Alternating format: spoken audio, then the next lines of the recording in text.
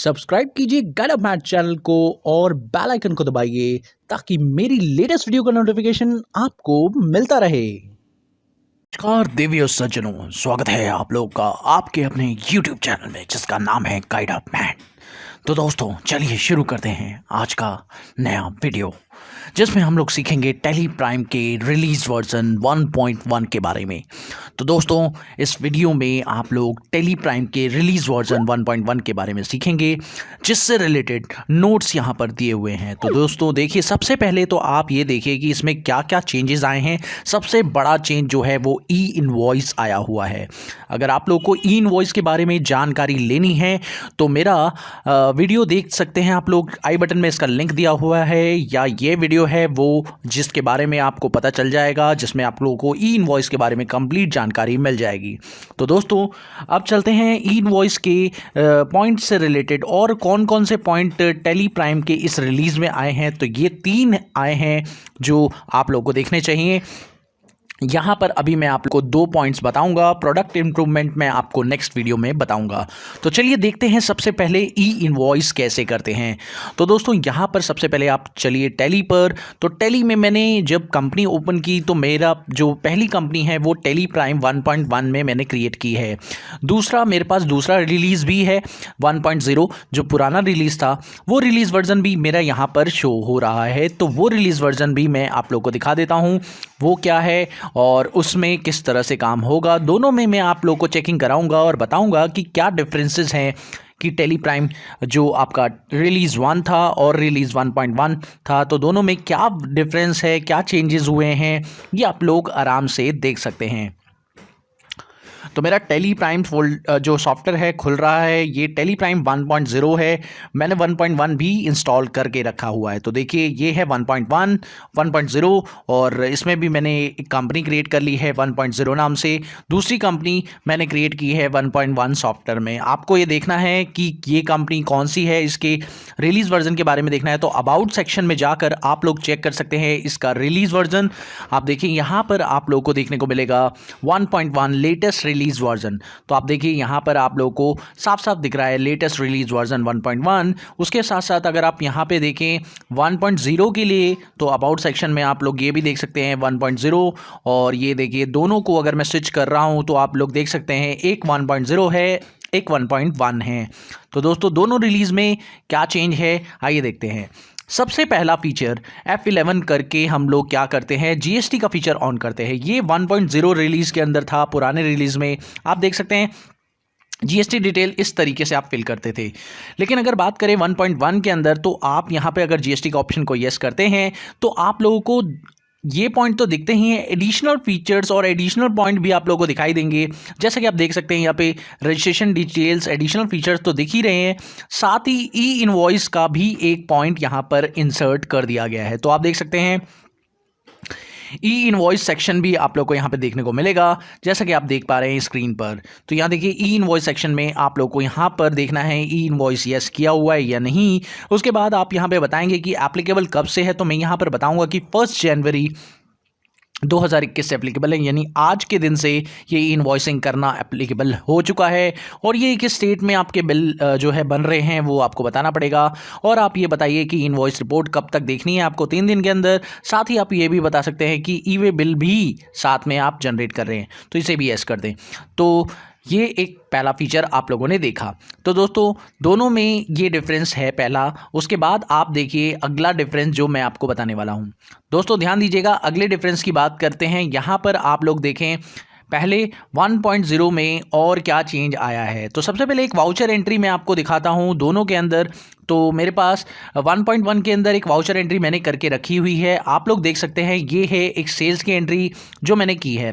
अब आप देखेंगे यहाँ पर मैं अभी ई वे बिल और जीएसटी का जो फीचर है आप लोग को यहाँ पे प्रोवाइड दिखाई दे रहा है। लेकिन जैसे ही मैं यहाँ पर 1 जनवरी डेट करता हूँ, आप देखिए यहाँ पर मैं 1 जनवरी डेट कर रहा हूँ, तो इस बिल में एक नई चीज़ ऐड ऑन हो चुकी है जो कि है ई इनवॉइस डिटेल।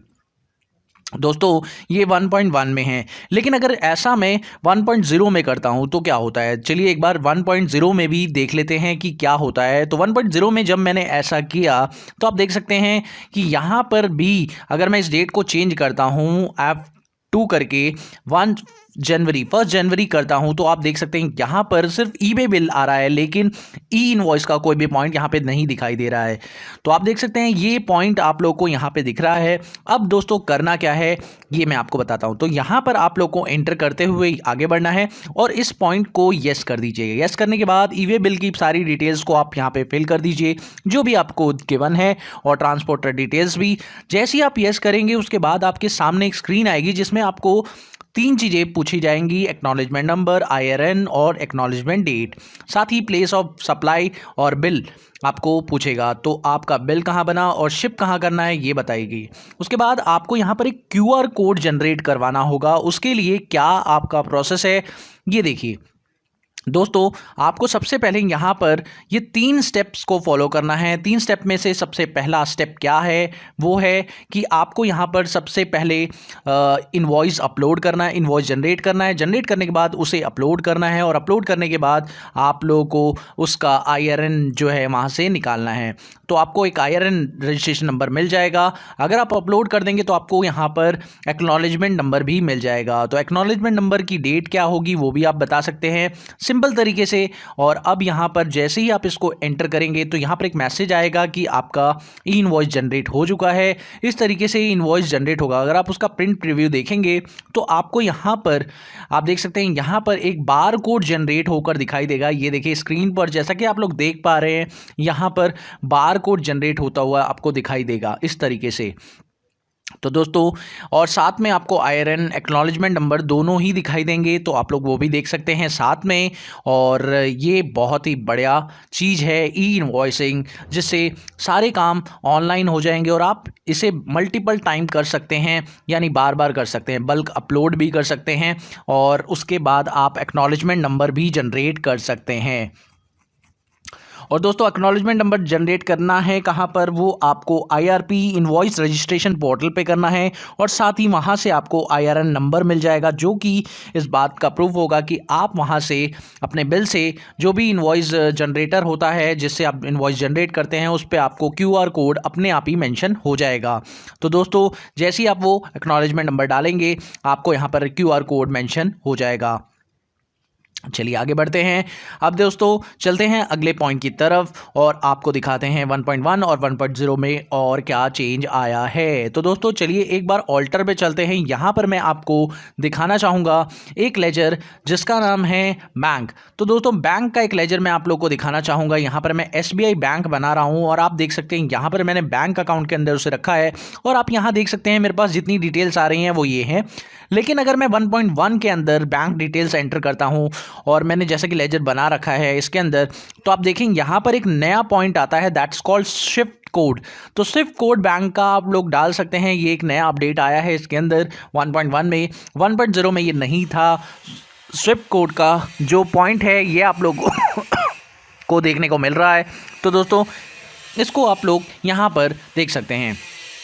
तो दोस्तों चलिए आगे बढ़ते हैं अगले पॉइंट की तरफ जो कि आपका नेक्स्ट पॉइंट है। इसमें आप लोग क्या कर सकते हैं नेक्स्ट पॉइंट के बारे में मैं आपको बताता हूं। यहाँ देखिए ई पेमेंट्स की बात करते हैं। अब दोस्तों ई पेमेंट क्या होता है, कैसे काम करता है, इसके बारे में मैं आपको बताना चाहूँगा। यहाँ देखिए वन टाइम पेमेंट्स है। इसको सेटअप करने के लिए आपको 3 स्टेप्स करने होंगे। सबसे पहले कॉन्टैक्ट करना होगा बैंक को कि आप लोग अपलोड करना चाह रहे हैं अपनी पेमेंट इनवॉइसेस को। जितने भी पेमेंट आप कर रहे हैं वो सारे के सारे अपलोड करेंगे। अच्छा ऐसा करते क्यों हैं, आप लोग क्यों करना चाहते हैं ई इनवॉइसिंग का पॉइंट, ई पेमेंट का पॉइंट? इसके लिए पहले 2 बैंक्स ही अलाउड किए थे रिलीज 1.0 में। अब देखिए यहाँ पर ई पेमेंट का मतलब सिंपल सा ये है कि आप यहाँ पर सीमलेस इंटीग्रेशन कर सकते हैं बैंक और बिजनेस के बीच में, जिससे आपका रियल टाइम ट्रांजैक्शन होगा और आपका जो भी ट्रांजैक्शन कंप्लीट होगा वो बैंक में ऑटोमेटिकली एक्सेस हो जाएगा, और आपको स्टेटस भी पता चलता रहेगा कि ट्रांजैक्शन क्या क्या हुई हैं और कौन कौन सी ट्रांजैक्शन अभी आपकी बैंक में हुई हैं, आपके पास कौन कौन सी है, ये सारी की सारी ऑटोमेटिकली अपडेट होगी। पहले ही आपके 2 बैंक्स में हुआ करता था। ई पेमेंट का ऑप्शन 1.0 में 2 बैंक के लिए खोला गया था। अब यहाँ पर काफ़ी सारे बैंक्स कवर हो चुके हैं जैसे Kotak Mahindra, yes bank, ICICI और HDFC और बैंक ऑफ बड़ौदा। ये सारे बैंक भी यहाँ पर कवर हो चुके हैं। तो दोस्तों आगे बढ़ते हैं। अगर आप लोगों को ये ऑप्शन यूज़ करना है तो क्या करना होगा, सबसे पहले आपको बैंक लेजर ओपन करना है और उसके अंदर आप लोगों को एक ऑप्शन मिल जाएगा जब आप लोग परमिशन ले लेंगे किससे, बैंक से जब आपको परमिशन मिल जाएगी, ऑथराइज परमिशन मिल जाएगी, तो आप यहाँ पर एक पॉइंट यस कर पाएंगे। जो पॉइंट आपको यहाँ पर दिखाई देगा 1.1 के अंदर, यहाँ पर वो पॉइंट आपको शो होना शुरू हो जाएगा। वो पॉइंट होगा क्या कि सेट ऑल्टर भी कॉन्फ़िगरेशन, ई पेमेंट कॉन्फ़िगरेशन का ऑप्शन, उसे यस कर देंगे। जैसे ही उसे यस करेंगे आप लोग बैंक के साथ लिंक हो जाएंगे। तो अब आप बैंक को डायरेक्टली अपने पेमेंट्स डिटेल्स भेज सकते हैं और उन्हें बता सकते हैं कि आपने कौन कौन सी पेमेंट्स की हैं by mode of e transfer, e cheque या ई ड्राफ्ट। अब दोस्तों कैसे कैसे ट्रांजैक्शंस होते हैं, कोई भी ट्रांजैक्शन हो सकता है। जैसे मान लीजिए पेमेंट वाउचर में बहुत सारी ट्रांजैक्शंस है मैंने की है। जैसे एक ट्रांजैक्शन मैं आप लोगों को बताता हूँ। पेमेंट वाउचर में मान लीजिए आपने पार्टी सिलेक्ट कर ली और पार्टी के साथ कोई ट्रांजैक्शन किया आपने, जो कि ई फंड ट्रांसफ़र किया। अब यहाँ ध्यान से पढ़ना ये है कि मिसिंग इन्फॉर्मेशन अगर होगी तो ई पेमेंट रिपोर्ट आपको मिल जाएगी और उसमें इनकम्प्लीट इन्फॉर्मेशन आप लोग को दिखा देगा वो। साथ ही आप लोग यहाँ देख सकते हैं कि जैसे ही बैंक एलोकेशन स्क्रीन खुलेगी वहाँ पे आपको फर्स्ट टाइम डिटेल शो करेगा। आप लोग उस डिटेल को चेक कर लीजिए। चेक करने के बाद उसे एंटर करके फिल कर दीजिए। उसके बाद अब जैसे ही देखें यहाँ पर अगर बैंक एलोकेशन आपका किसी जो है बेनिफिशियरी के साथ हो रहा है तो आपको बेनिफिशियरी डिटेल्स भी यहाँ पर मिल जाएंगी। वो भी आपको सही तरीके से डालनी है, इसमें कोई गलती ना करिए क्योंकि एरर दे सकता है। फिर उसके बाद जितनी भी पेमेंट आप लोग कर दें उसको एक्सपोर्ट कर दें, उनको इंस्ट्रक्शन दे दें एक्सपोर्टिंग का। डायरेक्ट दे सकते हैं एक्सपोर्टिंग का इंस्ट्रक्शन। और आप देखें जैसे ही आप एक्सपोर्टिंग का इंस्ट्रक्शन देंगे यहाँ पर सेंड बटन आपको मिल जाएगा, आप सेंड कर देंगे, एक्सपोर्ट कर देंगे फाइल को और फिर इस फाइल को आपको भेजना है बैंक को ताकि वो आप लोग के जो पेमेंट्स हैं उनको अपडेट करके आपको वापस रिटर्न करें।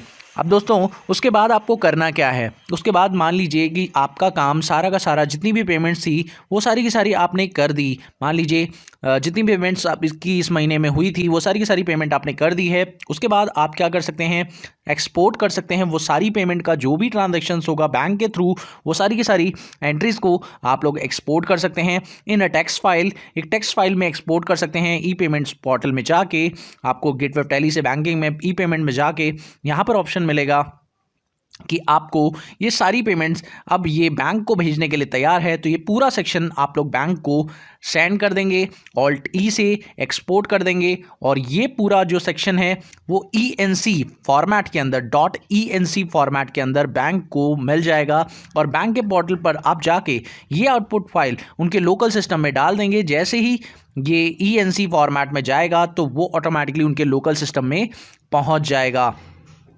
जब आप लोग अपना लॉगिन करेंगे बैंक का पोर्टल। तो उसके बाद आप लोग एक और काम कर सकते हैं। इससे आपको एक फ़ायदा मिलेगा। अगर आप लोगों को बैंक से रिकन्सिलेशन करना है तो रिकन्सिलेशन भी आपका बहुत आसान हो जाएगा। कैसे, आपको ये भी पता चल जाएगा कि क्या डिफरेंसेस हैं आपके कंपनी बुक के अंदर और बैंक बुक के अंदर, ये आपको तुरंत पता चल जाएगा और बैंक तुरंत आपको वो मैसेज भी बता देगा क्योंकि जो भी सारी इन्फॉर्मेशन अपडेट हो रही है वो रियल टाइम प्रोसेसिंग है। और अगर आपके फंड्स नहीं हैं, इनसफिशिएंट पेमेंट्स है, तो उसको भी आपको वो मेंशन कर देगा। दोस्तों बहुत ही आसान प्रोसेस बना देता है जब आप लोग ई पेमेंट ट्रांजैक्शंस करते हैं। तो दोस्तों बहुत ही सिंपल तरीका होता है ई पेमेंट करने का। उसके बाद आप लोग एक और काम कर सकते हैं। इससे आप लोग क्या कर सकते हैं, इंपोर्ट कर सकते हैं उन फाइल्स को जो भी बैंक ने ट्रांजैक्शंस की हैं, उन्हें रिवर्स मंगा सकते हैं अपने पास ताकि आप लोग चेक कर पाएँ और रिकन्सिलेशन कर पाएँ, अपनी अनरिकन्साइल्ड एंट्रीज़ को रिकन्साइल कर पाएँ। तो जो भी आपकी एंट्रीज़ रिकन्साइल नहीं हुई हैं उन एंट्रीज़ को भी आप रिकन्साइल कर सकते हैं और जो आपने पेमेंट्स की डिटेल भेजी है वो भी आप लोग अपडेट कर सकते हैं। तो जैसे ही वो आपके पास आएंगी वो ऑटोमेटिकली एक्सपोर्ट होने के बाद आपके पास क्या होगा, ऑटोमेटिकली ये आपको दिखा देगा कि जितनी भी रिकन्साइल ट्रांजैक्शंस हैं वो कितनी हैं और साथ ही आपको ये भी बता देगा कि जो भी रिकन्साइल ट्रांजैक्शन थी वो सारी की सारी कैसे अपडेट होंगी। तो दोस्तों यहाँ पर ये सारी इन्फॉर्मेशन आप लोग को शो हो जाएगी। साथ ही आप एक और काम कर सकते हैं। अगर आपको बैंक रिकन्सिलेशन इस तरीके से करना है तो कर सकते हैं। दूसरा एक और मेथड है, these transaction will be updated and bank date और इंस्ट्रूमेंट नंबर। तो दोस्तों ध्यान रखिए, आपको यहाँ पर बैंक डेट और इंस्ट्रूमेंट नंबर वो ऑटोमेटिकली अपडेट कर देगा और आपका जो भी ट्रांजेक्शन्स है वो ऑटोमेटिकली रिकनसाइल हो जाएगा। तो दोस्तों ये पेमेंट्स को भी कर देगा और रिसिप्ट्स को भी कर देगा। उसके बाद आप यहाँ पर रिपोर्ट सेक्शन में आप लोग जाकर अगर कोई एरर रिपोर्ट आती है तो वो भी देख सकते हैं। मान लीजिए बैंक ने आपको कोई इन्फॉर्मेशन भेजी तो वो आपको मैसेज देगा कि transaction will be incomplete information, और ये एरर मैसेज आप लोग को बता देगा कि आपने IFSC कोड डाला है, गलत डाला है। तो यहाँ पर ई पेमेंट रिपोर्ट भेजने के बाद जब आप उसे इंपोर्ट करेंगे, इंपोर्ट करने के बाद वो एरर दे सकता है आपको, तो वो एरर आप ठीक करेंगे तो आपकी रिकन्सिलिएशन मतलब पूरी तरह से हो जाएगी। यानी आपको ई पेमेंट करने से काफ़ी सारे एडवांटेज मिलेंगे। कोई एरर आ रहा होगा, इस वजह से बैंक उसे ले नहीं रहा, तो वो सारी एरर भी आप लोगों को यहाँ पर मिसमैच के अंदर दिखाई देगी। तो मिसमैच के अंदर जैसे अकाउंट नंबर की डिटेल गलत है, अकाउंट नंबर आपने गलत एंटर किया है, या आपने गलत डिटेल चढ़ाई है, तो उसके बाद जब ये सारी एरर्स को आप रिमूव कर देंगे, फिर उसके बाद इस रिमूव करने के बाद इसको वापस आप जो है भेज सकते हैं किसको, बैंक को, और ट्रांजैक्शन सेंड टू बैंक को सेंड कर देंगे और सारी चीज़ें submitted, verify, authorise, pending, process, failed, जितनी भी ट्रांजेक्शन है सब कुछ सही हो जाएगी। उसके बाद एक्सपोर्टेड में दिखाई देगी और आप कॉन्फ़िगरेशन सेंड कर सकते हैं, सेट कर सकते हैं एट द टाइम जब आप सेंड कर रहे हैं। कॉन्फ़िगरेशन में आप प्रोडक्ट का कोड शो कर सकते हैं, बैंक का बैलेंस एज पर कंपनी क्या शो कर रहा है, ये सारी इन्फॉर्मेशन आपको दिखाएगा। इसमें आपको ट्रांजैक्शन इनकम्प्लीट इन्फॉर्मेशन भी, mismatch information, ready for sending और सेंड टू बैंक जो आप भेज चुके हैं वो भी दिखा देगा। तो यानी 3-4 रिपोर्ट आप लोग को आराम से ये शो कर देगा जब आप लोग लिंक कर देंगे बैंक को, किसके साथ, अपनी ई पेमेंट्स के साथ। तो दोस्तों मुझे यहाँ पर ये सारे पॉइंट तो मैंने आपने बता ही दिए हैं, साथ ही आप बहुत कुछ कर सकते हैं। इसमें सिक्योरिटी लेवल भी आप लोग देख सकते हैं। सिक्योरिटी लेवल में आप लोग सिक्योरिटी भी लगा सकते हैं ई पेमेंट पर, जितनी भी आपको सिक्योरिटीज़ अप्लाई करनी है। तो दोस्तों मुझे उम्मीद है कि आप लोगों को इस वीडियो में काफ़ी कुछ मिला होगा और आप लोग को सारी जानकारी अच्छे तरीके से समझ में आ चुकी होगी। अगर आप लोग को कोई डाउट है तो आप लोग मुझे कमेंट सेक्शन में ज़रूर पूछिए। दोस्तों इसका अगला वीडियो मैं ज़रूर बनाऊँगा, वो जो रिलेटेड होगा, वो किस पॉइंट से रिलेटेड होगा, वो प्रोडक्ट इम्प्रूवमेंट से रिलेटेड होगा। तो दोस्तों इसको भी ज़रूर देखना। मुझे उम्मीद है कि आपको हर पॉइंट अच्छे से क्लियर हुआ होगा। Thank you so much for watching my video. Have a wonderful day दोस्तों। Happy learning. बाय।